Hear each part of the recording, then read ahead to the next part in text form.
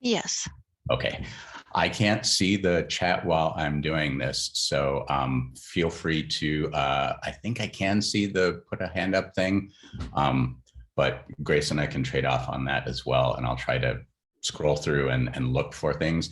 But feel free to unmute and ask questions as we're going along. There's a lot of material here, and I know CUI is being covered to some degree in other presentations, so I'm not going to do too deep a dive into it, but I think this will be more valuable if you all have questions you've always wanted to know the answer to, and you have us here to ask. So feel free. I can, I'm sure, get myself back on track. So with that, we'll go ahead and get started. I know you all must know Grace, but Grace, do you want to give a quick introduction? Oh, you on silent. I am, and we are on Zoom. Good morning, everyone. Thank you for joining our session. My name is Grace Faustino. I believe I know most of you. I work in the Office of the Vice President for Research, and my role in here is as a research IT liaison into UNMIT. I work closely with Jeff in supporting some of the data security preliminary questionnaire efforts. Thank you. And I am Jeff Gassaway. I'm the university's Information Security and Privacy Officer. And many of you I didn't actually know by face until today when I have seen your pictures. I, like many, probably don't like being on camera, but I think it's important to connect to each other as people. I am confident that all of us have more work than time to do. And I know we all sometimes get stressed out about the things on our plate. And so being able to humanize each other and relate to each other helps to kind of make space for when we have to adjust things to help other people's timelines or critical issues. And so with that, I think just as a quick one last thing, if I were the anti-Steve Jobs at the very beginning, information security and privacy only works as a collaborative effort. And the more we learn about problem areas, the more we can take those back and work on trying to fix things. Sometimes, unfortunately, at large institutions, that takes a lot of time, but we've made a lot of strides on some major pain points in regular purchases. And OSP right now, and we'll talk a little bit more about that in the slides, is helping to kind of align some of the practices we have. They're not changing their practices. They're just looking at things like the order of operations and making it a little more efficient where it relates to collecting personal data and so forth.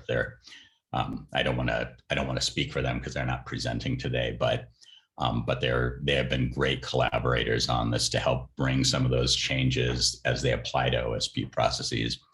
And in large, that's how the improvements that we've been able to make over time have happened. So without further ado, I will move into our actual presentation content. And again, just if I don't see your hand and you have a question, feel free to just unsilence yourself and ask.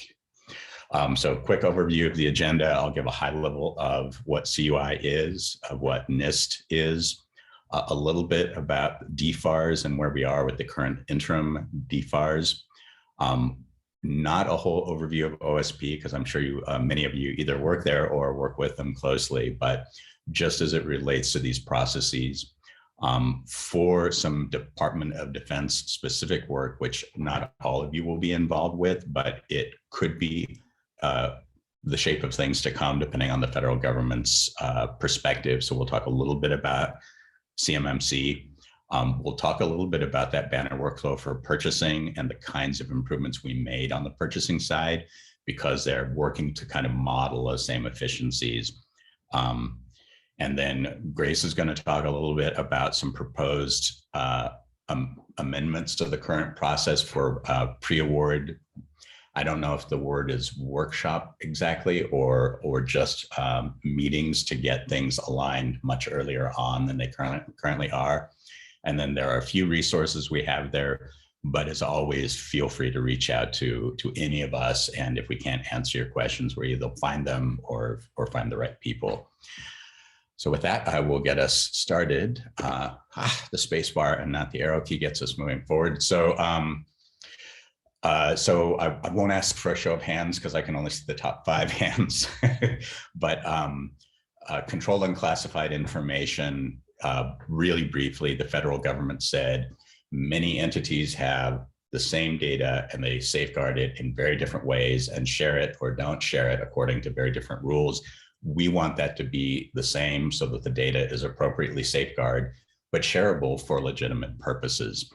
CUI has 2 categories. They're specified, and HIPAA is a great example of that. HIPAA has a security rule that says, here's how you have to safeguard the data.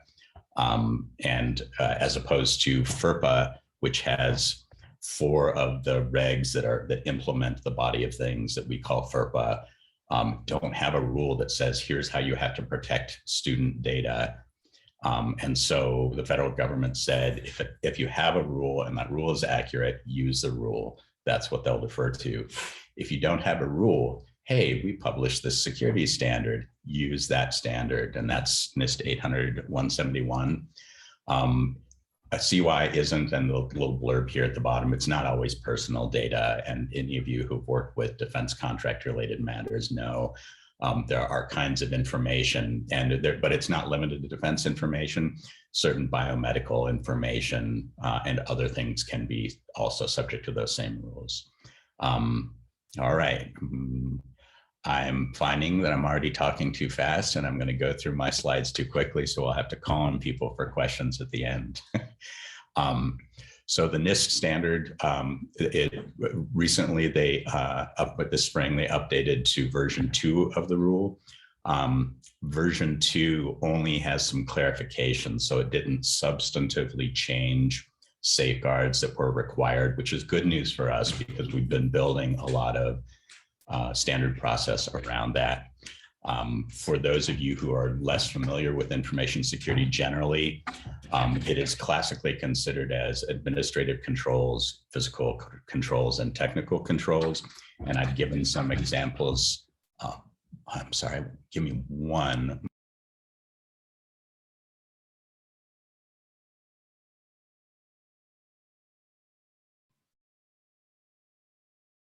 The nature of a Zoom meeting, right? As for station identification. One thing that is sometimes not addressed in classical information security is what I've highlighted in red. And a really good example of that is you can have these kinds of controls that are listed above, but none of those things will say, does the IT person helping the researcher to get this work done have any idea who are the people who have the need to know access, and how is that monitored? And the IT person won't necessarily know this person left the grant, this person was added. And so a lot of that operational process is really what NIST has helped to surface. And when we get into CMMC a little bit later, it is more robust on the assurance side for process. So that's a whole bunch. And I will also look at least to see if there's a red dot in the chat. So that will help me to know that folks have questions there.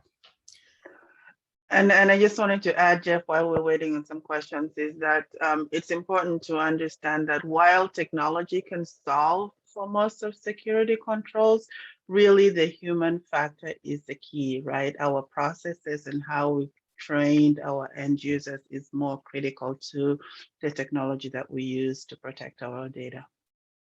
Yes. There we go. So this is on DFARS, and it kind of does a little bit of a deep dive in there. Before I do that, I want to actually highlight something Grace was just saying, and that is, and I think it's elsewhere in one of these slides, but it's one of the few things that probably, as Jeff repeats himself, this is one of the worthwhile ones. information security is considered people, process, and technology, and really in that order of operations. As Grace was saying, there are technical safeguards and they can solve for things like technical encryption.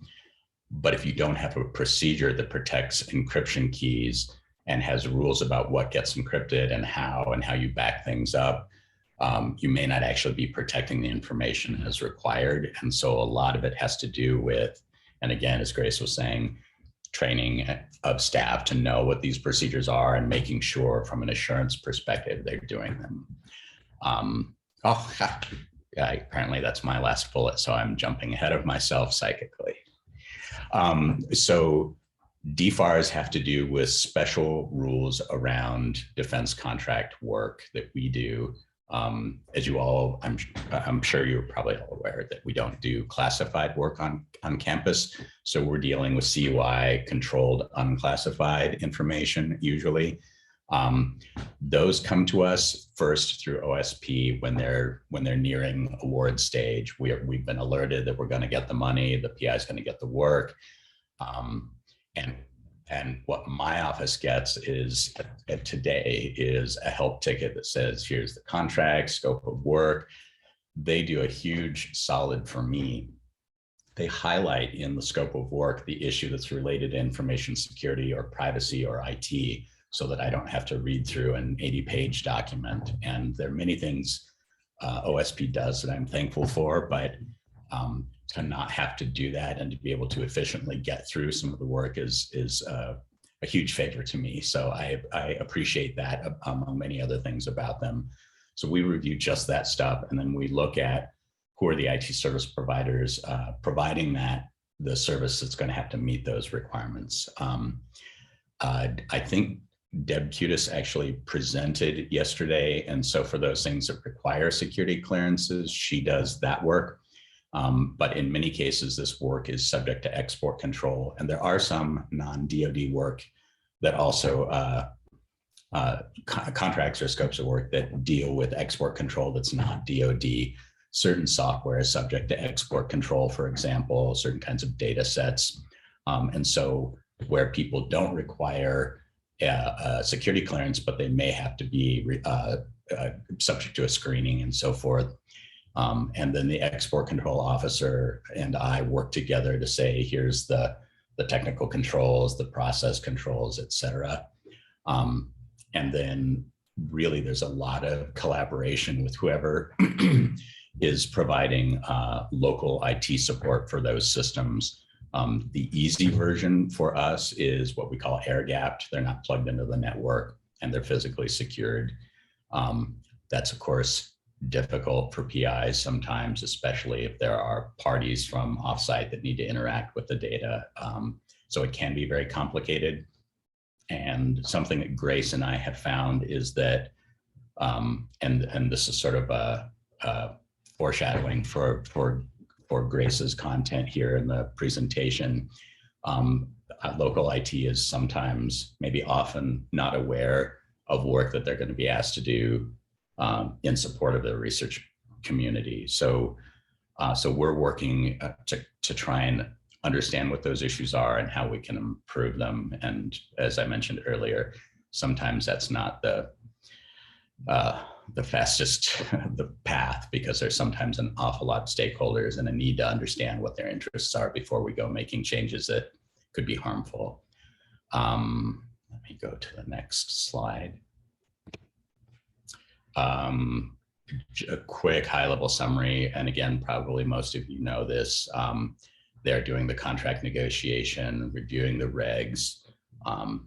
Any of those regs that relate to personal data or technical CUI information, that's part of the collaboration that we're doing. So we have some shared process there to make sure we understand the work, we understand the data, and so forth.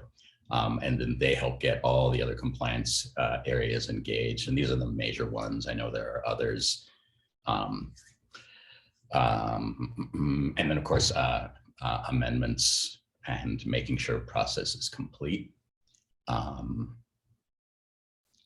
me pause. Oh, I see in the chat, there are a couple of questions. Let me see if I can actually see the chat. There's no questions yet. If someone has a question, maybe they can unmute and ask. Oh, yeah, absolutely. All right, and I feel like I'm rushing I'm talking too fast like an auctioneer, and we're gonna run out of content here, so I'll have to call on people.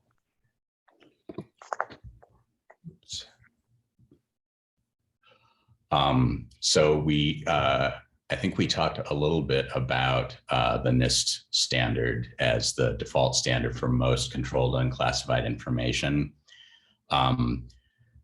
The cybersecurity maturity model certification is a much larger animal, and right now it's just proposed for Department of Defense work. However, both NSF and NIH have indicated a strong interest in, if this is a successful approach and it allows us to standardize safeguards, but also to say, here's how we're ensuring that it's not just institutions doing self-assessments. Oh yes, I comply. And I know we don't do that here because I know all of the steps and all of the work, and many of you get pulled into those steps. So I'm confident that we have a lot of good process that represents controls we actually have in place. But for defense contracts, after fall of 2016, when CUI rules became effective across the US for contractors, Department of Defense found that self-assessments weren't accurately reflecting the practices in place at institutions. And that's why there is this drive for certification. Long story short, we'll have to pay money to a third party who will come and independently assess us and say, here are gaps. And if you want to be at this level of certification, here's what you have to do. We have been closely monitoring some of the first assessments, and they don't say who they're assessing or what some of the specific gaps are, but they've given some really, I apologize, other research into diabetes technology. Just silence that. Okay.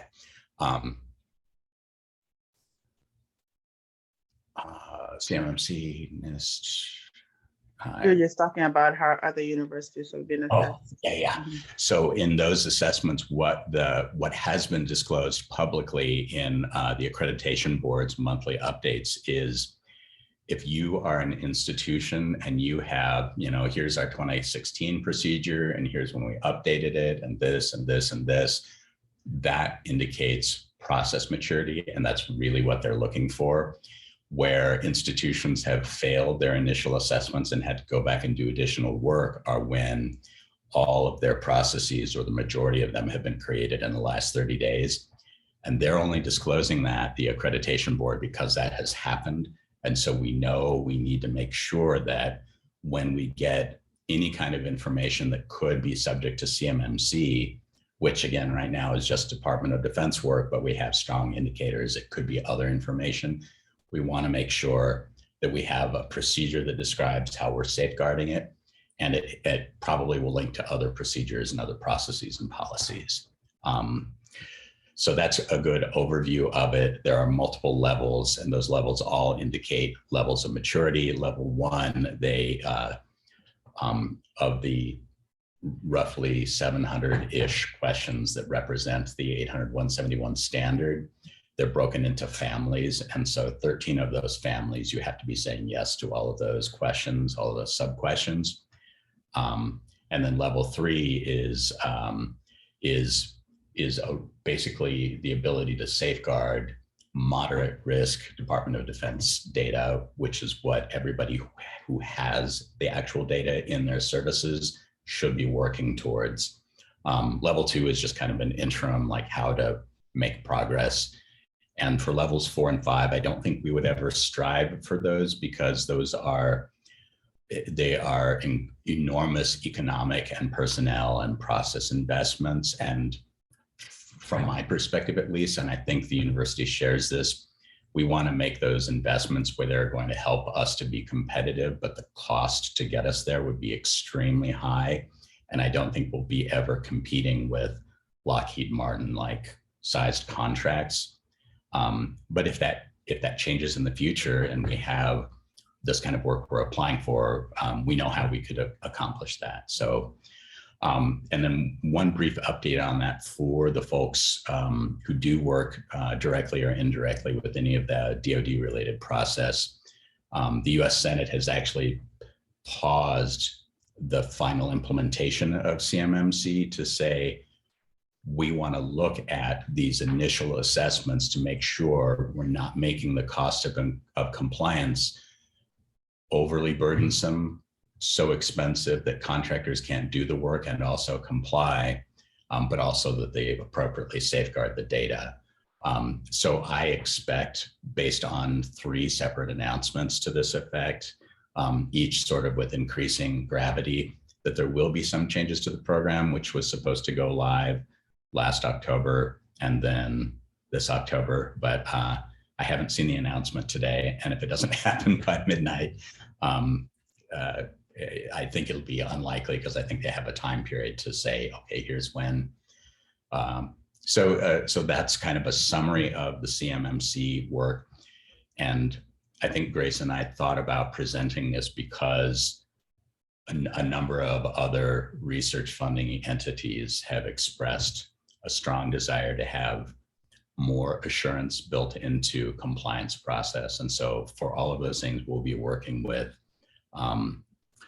OSP and other areas. I think occasionally in these slides, and you've probably heard these conversations also related to efficiencies, there are lots of places where we don't want to do the same work multiple times. So at each of these steps, we're looking to say, like, let's do the work right and do it once and share that we've assessed it, so that when it gets to another step, if there's questions, we already have those answers, instead of hold everything, go find Jeff or go find our HIPAA privacy officer and so forth. And I think we'll see more of that in this. Yeah, just to add to that previous slide, there's a nice visual on our website. I put the link in chat. A group of us worked on at least creating an FAQ-based page that will kind of get people, give people some awareness on what CMMC really is and the different tiers that Jeff spoke to in this slide. Basic information. There's a lot more detail to each tier that probably is beyond this presentation, maybe some other workshop, but yeah. That's a good point. For anybody who has questions about this that aren't related directly to an upcoming scope of work or engagement, we are happy to sit down and talk in advance with folks about what is required. And there are a lot of the way that the institution historically did business has had to change. And one good example of that, and it's enforced in the NIST standard and in CMMC, historically, many PIs were like, I have a server, it's in my secured space, I'll do the work there. What NIST says and what's enforced through CMMC is you cannot be the system administrator and also be doing the work on the data. There has to be separation of duty and authority. And so we're working on procedures that make that, it's a difficult thing, and it's certainly a shift in philosophy and in culture, but we want to make that as easy as possible. So we have a lot of things in motion to help with that. Any questions on that before we go to the next slide? All right. So we mentioned the banner workflow process. Anybody who has tried to purchase something up until the very recent past is, I'm sure, had the exciting experience of, I opened something, I put it in help, and then it went places and I didn't know where it went, and it took a while and I didn't know who had it or what the issues were. And that was similarly a pain point for us, and especially as it relates to purchases that are related to research work. What we have done is take those things that are standard and simple and move those processes out of help and into a banner workflow. So IT officers and ITO liaisons like Grace are able to open them there. There's a standard like, here are all the documents we need. Please collect those all before you start the ticket. And all the IT officers and ITOs are trained on what those are.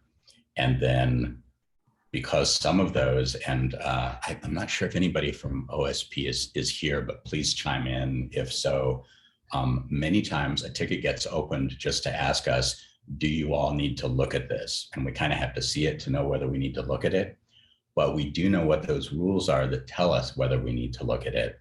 And so for those things that are purchases right now in Banner workflow, some of those do not need to come to us. So ITO liaisons like Grace can actually open up a ticket. It takes about 7 minutes and you get that. This is clear to move forward email language that you used to see out of help. And it really is 6 to 7 minutes. It is such a huge improvement. And exactly the same stuff that we learned about the purchases apply in many cases to work. So, so you come back to the Defense Department example just because it's really clear what that data is. But when they identify that although we have people who will be working on that and funded through a contract, that work, if it's happening out in Sandia, we don't have any system to look at, and there's no value for us to kind of be a bottleneck to wait in line to get the signatures. And I think VP Ellen, sorry, mentioned in her presentation just before this, where we have all of these steps and all of these sign-offs, and it's taking a long time, but not adding value. Like we also want to work to eliminate that because it keeps us from doing the high value work for the institution as well. So in the OSP, I mentioned this because right now OSP is working to develop a similar Banner workflow that will automate some things and that will standardize some things. More importantly, it gives through some standard Banner reports, here's who has the tickets, here's how long the tickets are taking. And for me, that's huge because these things that used to sit in IT's help ticketing system, but that has almost no IT work happening in them, only I have visibility into them or somebody on my team. And so somebody has to call the help desk and get another ticket to me to say, hey, can you look at the old ticket, for me to look at it and then go to email, because the people who actually are doing work, UNM data stewards, purchasing, Office of University Counsel, they actually may have these pieces of work, but none of them have a license for help. And so we had a little bit of spaghetti going back and forth because we know we fixed that to a large degree for some standard processes in purchases. We also know we're going to be able to get better at what we're doing with OSP by doing those kinds of things. And that example I mentioned for the DoD stuff, there are a lot of parallels to that. A good example in the human subject research world is frequently PHI, protected health information, will be used in scopes of work, but there may be actually no, PHI refers to information that is protected health information subject to or as defined by HIPAA and the HITECH Act. And if we aren't one of the definitions of a covered entity, and if we aren't a business associate of a covered entity, we may not be subject to HIPAA. And we don't want to make PIs and we don't want to make the IT people do work for compliance purposes that is not required. And so OSP is doing their work to try and negotiate those out or clarify those. But that collaboration is really helping so that we don't have a lot of administrative overhead on the technical side or on the process side that makes work more cumbersome than it should be. So that is the long way of saying there's a lot of good that has happened that we've gotten feedback on. This is really working, and that we will be seeing in the OSP workflows, which they're not quite ready to be tested because OSP has a lot of knowledge and really in-depth information about all the people, all the roles, all the things they do. And so all those are being built into the Banner workflow. Okay, there's everything you ever wanted to know about Banner workflow. And I just wanted to point out that Rosa does make a very good point in chat that not all the processes that feed into Banner workflow originate from OSP. We have found that there are instances where research projects do have the need to purchase systems or applications post-award that do require a little bit of review, or at least to go through the Banner workflow, and those don't often hit OSP because by then it's already after the award has been issued and it's out of the hands of OSP. Those kinds kind of filters somewhat through the VPR's office, and that's where I look at it and say, does this really need to have an entire security review, or can this be routed through Banner workflow? So Rosa, I don't know if I captured everything, but yeah, not just so everybody knows that not everything gets routed through OSP that goes into Banner workflow. I have a question on the Banner workflow for purchases. Yeah.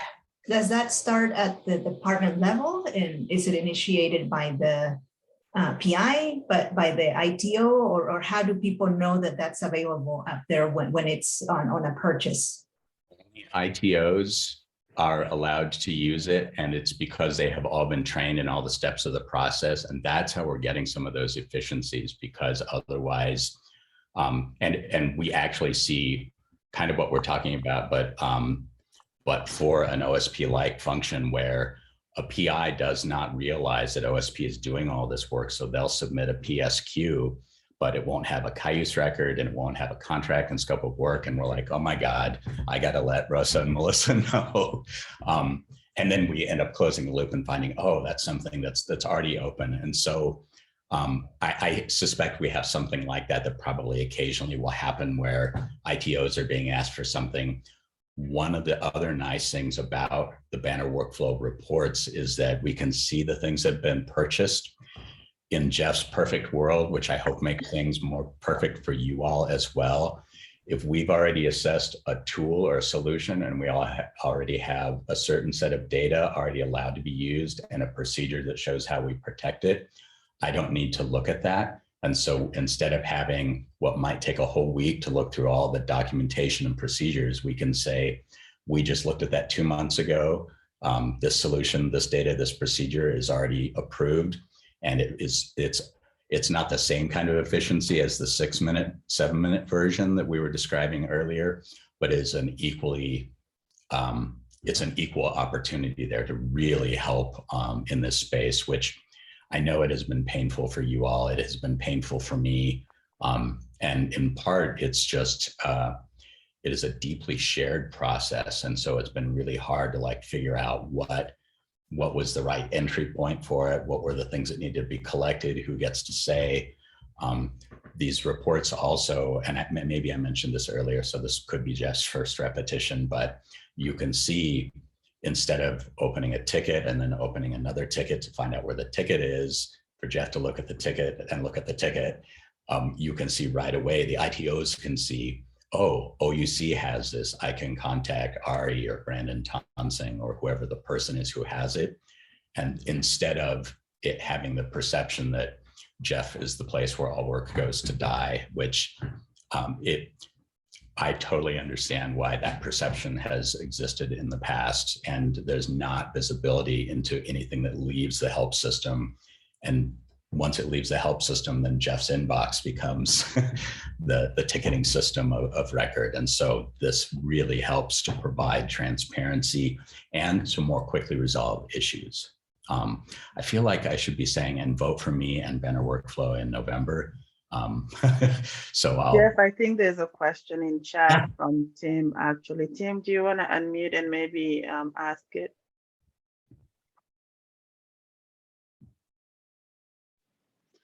Sure, I can ask that. So recently I attended a CMMC presentation where Baker Tilly and UC San Diego, they described CMMC as a modern arms race with other research institutions to receive the certification to maintain eligibility in receiving federal funding.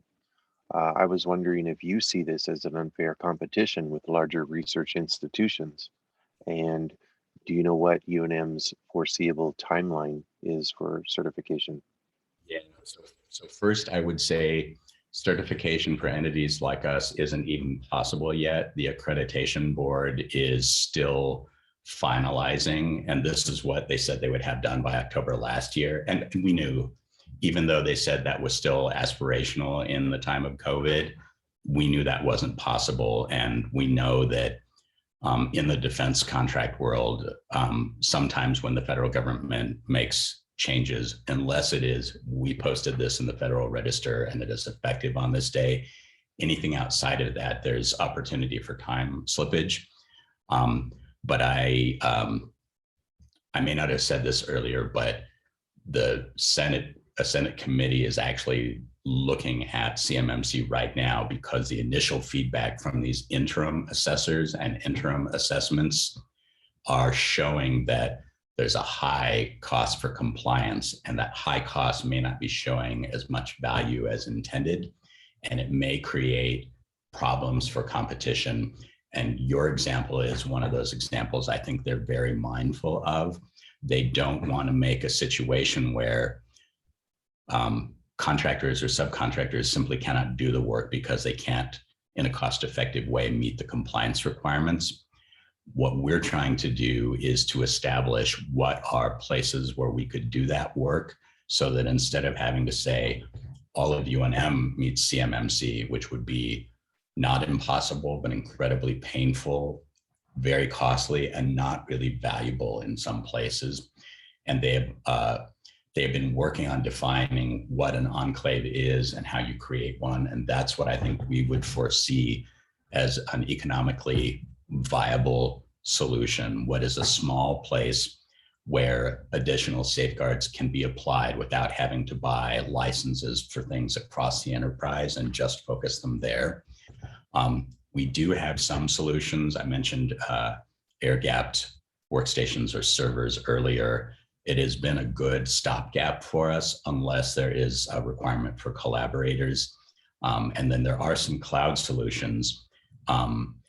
There are risks to the cloud solutions. Those are that they provide a platform that can be made compliant, but UNM still owns all the obligations of ensuring the configurations are appropriate. That, I think I mentioned the example of earlier, the right people are allowed to access, that who is allowed to access is monitored to make sure they're removed when it's not needed, added properly, and so forth. And that separation of duties so that IT people don't have access to the data, and people who have access to the data don't have access to the system side or the application side. So that, sorry for the very long answer. I do agree that there are competitive advantages for institutions with a lot of money. In 2015, I want to say it was Georgia Tech hired 5 information security analysts to deal with CUI compliance for their work that was subject to DoD requirements, which tells me they have a lot of that work, and that buy-in was valuable and or that risk was high for them. At UNM, Deb Cutis, I think, was the first person to raise the flag. And so Deb and myself, and I want to say it was Audrey Pineda, maybe, when it first started. And then we got one of our attorneys pulled in, but it was a very small group saying, like, this is a really big change and it is going to affect us. We got the NIST people and the people who do the CUI definitions to actually come present to UNM leadership. Let me just do a quick time check to make sure I'm not. We are near the end of our presentation, and we will have some slides and content from Grace here shortly. But so I'll make my answer shorter. I've also worked with Mike Korn, the CISO at UCSD, and I think he's right on the money that it is easier for those institutions. The federal government has said we can incorporate the costs of compliance with CMMC to a degree into the work we're doing.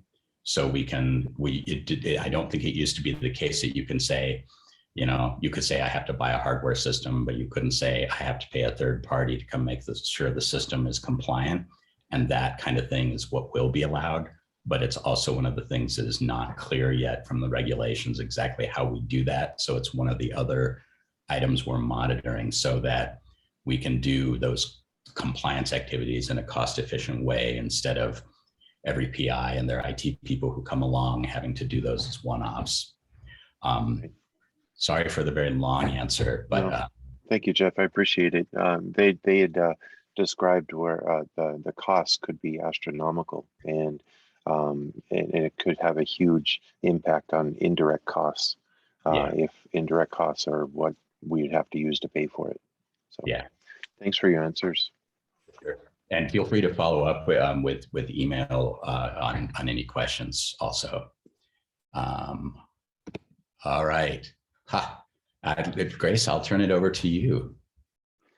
Oh, thank you, Jeff. Mine will be brief because we have a time check. Tim, just to follow up on that question, yes, it will create an unfair advantage for institutions that are public like UNM who don't have that much endowment. We are competing with institutions like Stanford that have a lot of money that can really stand up these systems in a faster time frame than we can. So we do have to think strategically about how do we support our researchers to really compete for those funds that do require those kind of environments. And I think VPR Ellen alluded to it a little bit earlier on that we need to really figure out how we can support the researchers in removing not all, but some of those bottlenecks that impede them competing and really working on research that requires these kinds of environments. And the CMMC will not go away. It's sort of one of those slow rolling things that will come at us. So we do have to think ahead and look at how we can really develop and evolve our infrastructure and our posture to compete for federal funding. With that, what has happened is that a working group has been formed between UNMIT and the Office of the Vice President for Research to include Patrick, Dwayne, Jeff, myself. I think Deb and Rosa are also in part of that group. We're looking at the current state of what we're doing and really assessing what through the end-to-end process, where are the touch points each process touches? Like it starts at OSP, where does it go next? What happens there? Are there any bottlenecks that are there to Ellen's point, where at least contracts slow down, we don't sign them on time and peers get frustrated? How do we figure out ways of creating efficiencies and effectiveness in those bottlenecks?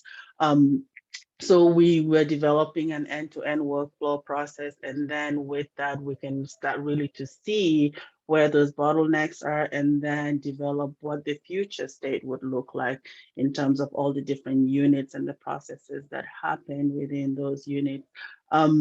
One huge gap that is beginning to emerge from that work is that we need to really start looking at these requirements like before they even get these contracts get awarded, where the first point of entry is the proposal stage, right? How can we look at those RFPs and start to identify these requirements up front and front load a lot of the work that we would have to do in the event that a contract is awarded? And we know that PIX has this proposal going in. If in the event it's awarded, there will be a need to stand up a secure environment with level 3, for example. If we don't have that, what do we do? And we start thinking about that ahead of time. I can see your hand raised, Michelle. So really looking at the pre-award stage and creating awareness with those of you who look at these proposals and work with the PIs before the proposals go in. What are the things that you need to keep an eye out for, so that, from an IT perspective, so that when this comes through, then we are prepared to receive that award and there are no delays in accepting it. Michelle? Thanks, Grace. I actually do want to make a comment, a clarifying comment here. And that is just to kind of make folks aware that we have at the proposal stage in OSP have very much been attuned to looking at the requirements at the award stage to identify actually 3 critical FARs that we might see in the award prior to receiving it, and also other language that might imply that we might need a CMMC certification. The problem is often is that there's no consistency in terms of how this has been implemented through the sponsors. So we're actually just trying to take language and make something of it to be as proactive as possible. And one of the steps in our process is that if we identify this language, that we do in fact inform, I believe it is Patrick Bridges and Jeff Gasaway, to just let them know that at the proposal stage, we have identified this possible need.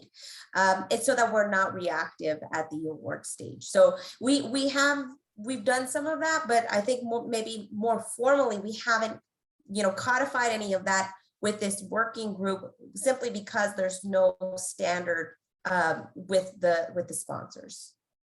Absolutely. Thank you for that, Michelle. And I just want to say that we do have a time check. So we may just have to kind of talk through the rest of the conversation. But yeah, that is absolutely correct, Michelle, that we have this gap. We really don't have a formally structured process as of yet. We are doing it ad hoc and at best based on the resource and the capacity we have right now. But strategically looking forward, I think there is a huge opportunity here to really codify that and make it a formalized process. How do we then front load all these like requirements and processes before it hits us at the end of at the award stage? And I would add to that, the uncertainty that you're talking about, I think is a direct result of the actual CMMC accreditation board not having those answers clear yet. And so the entities that are doing work in those areas, and I think that is one of the things that the Senate is really looking at. Although, of course, I mean, nobody's looking to call anyone on the carpet, but I think this is their way of saying, look, if you're going to tell people you have to do this, you have to tell them exactly what they have to do in clear ways so they can do it, especially if you're going to say, and if you don't get to do this work. Right. I think everybody who's involved actually does fundamentally understand that issue. Like when you make compliance easy, even if there is work to do, then you can get compliance. And if it's a mystery, like how on earth would you expect anybody to do it? And to Grace's point earlier and the question earlier, like that's where entities that have a lot of money and a lot of capacity can build out systems so that their PIs can say, well, here's where that work could happen. And we just don't have that resource pool at this time. Although I think that's something that Patrick Bridges and others are looking at and talking about. And I do think we'll have more updates to give on that because we're doing some internal assessments of our services as well, where there's not that kind of work currently taking place, but where it could, because I think I shared this earlier, just perfect world is where the data and the use case and the procedure and the system are all there. And so we're only having to look at things that are exceptional, large risk, new work, new regs, or court interpretations of existing stuff. Because that's where our best value add is, not in rubber stamping. Yes, I've looked at that procedure and I've looked at that and so forth. And so I think that's what we're all looking for. And then one last remark before I go to, and I think this is our last slide. We just have a resource slide after this. We have 2 minutes. I'll make it 1 minute in case Grace also has closing remarks, but that is, these efficiencies that we're talking about, I think we touched on this earlier, but to really make this clear, when IT people who will be providing these services so that we can have that separation of duty and authority, when they don't know that the work has been applied for and it's awarded and they're on annual leave and we have to get something signed by Friday, but they're not even here until next Monday, like that is a real major issue. And we do, I mean, I say that in a humorous way, but that's an actual real more than once this year that's happened. And so that connectivity that Grace is talking about in this slide, that is a huge value add for us, because the local IT people can work with us to get things prepared earlier if they know it's coming. And so I think in this alignment of workflows, that's one of the things that I'm really looking forward to is we've already planned for this. And instead of having to be in a panic and reactive mode, we can be more in a, here's where that work goes, channel it, get it to the right people, and get on to the more high risk work.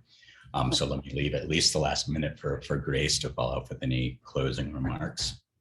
Yeah, and just like 30 seconds, this is really a plug-in to sort of pull in our frontline research administrators to work with IT together. And as they identify these things, to alert the right entities to start, putting together processes and environments for this. So more to come on this. And thank you everyone for joining our session. And I think we have a break. I know Greg is waiting eagerly for us to leave our session. Yeah, and I want to thank all of you. I mean, we say this, that it's people, process, and technology, and we say that it's everybody's job, but we couldn't do it without other people with their boots on the ground. So we really appreciate you and the high stress position you all are in. So thank you.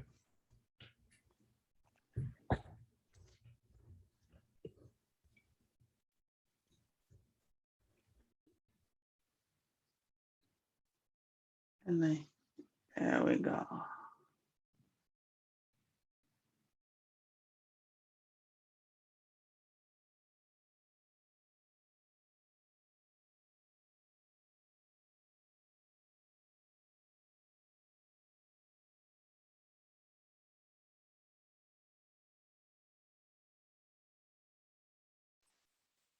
Hi, everyone. Welcome back. We're still waiting for the audits group to wrap up, but they should be wrapping up soon. We have a small break before our next session that starts at 11 a.m., but we'll be assigning the breakout rooms and sending you to your breakout rooms shortly before 11 a.m. See you then.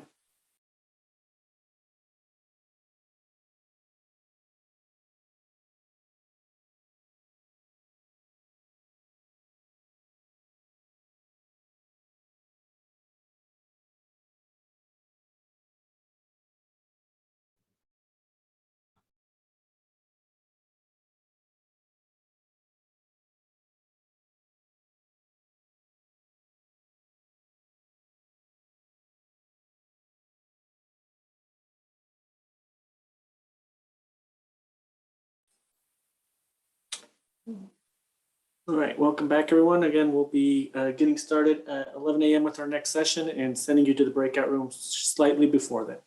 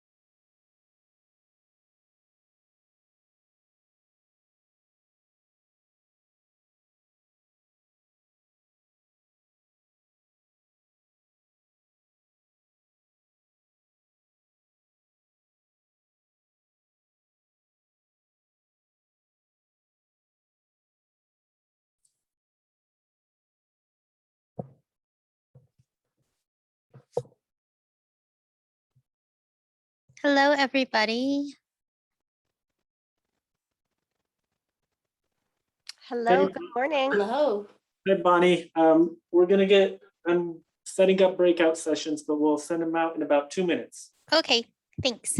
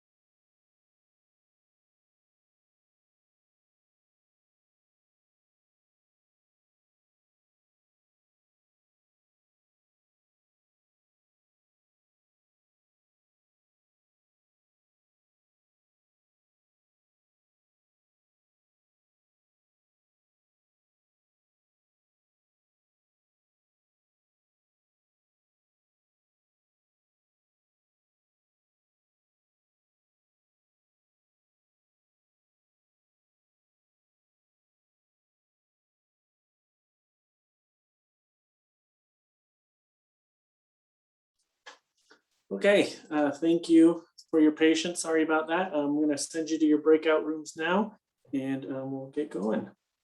There's a couple of you who will stay back because of the, we don't have one assigned for you, but just go ahead and let me know in the chat which room you'd like to go into, and we can put you in there.